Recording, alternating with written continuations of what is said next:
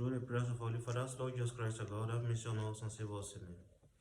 Thank you for tuning in to this channel of the New Orthodox Church of Nigeria, where we read to you on daily basis the lives of saints as being celebrated by the traditional Orthodox Church. Today, being the 10th of July according to the civil calendar, is at the same time the 27th of June according to the church calendar. And the traditional Orthodox Church today commemorates Saint Samson the Hospitable. This saint was born of rich and eminent parents in ancient Rome, where he studied all the secular wisdom of that time, devoting himself in particular to the study of medicine. Samson was a compassionate and liberal physician and gave the sick medicine for both souls and body, counseling each man to fulfill the requirement of the Christian faith. He moved to Constantinople, where he lived in a tiny house from which he distributed alms, comfort, advice, hope, medicine, and all possible aid to those suffering in spirit and body. The patriarch, head of Samson's great virtue, and ordained him priest. At that time, the Emperor Justinian the Great became he, which what his doctors believed to be an incurable disease. He, the Emperor, prayed with great fervor, and God revealed to him in his sleep that Samson would heal him. When the emperor summoned Samson to court, the elder had only to put his hand on the diseased place, and the emperor was healed. When Justinian offered him an immense sum of money, Samson thanked him, but would accept nothing, saying to the emperor, "O emperor, I had silver and gold and other riches, but I left it all for the sake of Christ, that I might gain heavenly and eternally wealth." When the emperor insisted on doing something for him, Samson asked him to build a home for the poor. In that home, Samson cared for the poor as a father cares for his children. His compassion for the poor and weak was second nature to him.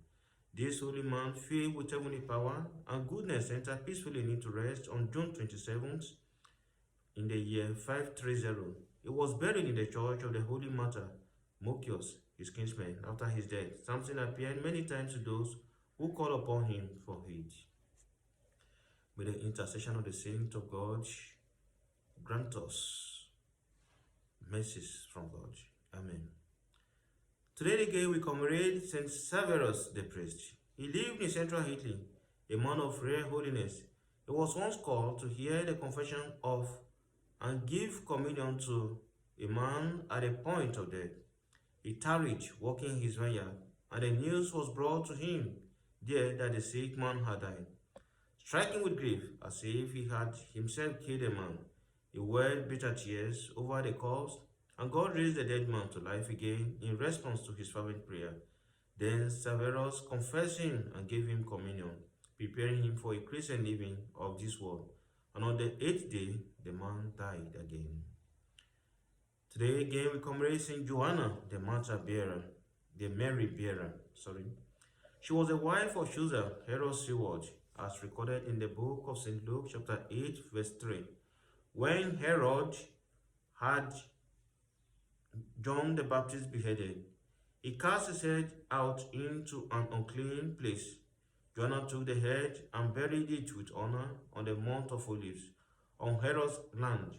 Later, in the reign of Constantine the Great, the head was found.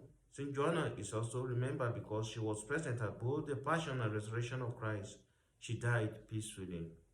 For consideration, there is none so stupid as he who cannot see his own sins and another's virtues.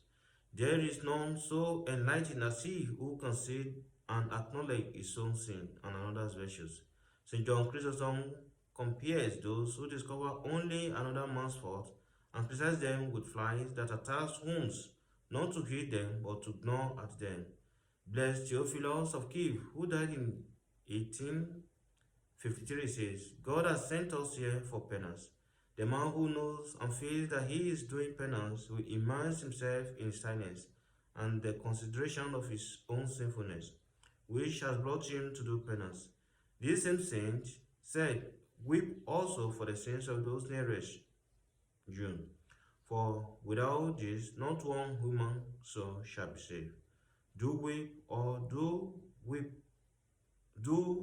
we spread abroad? How is it written, my son? Blessed Theophilus writes, weep or help the devil to spread it abroad. On his death, Theophilus left this testament for his brethren. Remember by Theophilus.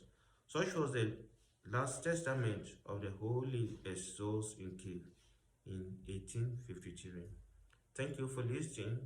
May God bless you. Please help us to subscribe and share this video to as many as possible number of people for the spiritual upliftment of their souls. Amen. In the name of the Father, and of the Son, and of the Holy Spirit, I want to God. Amen.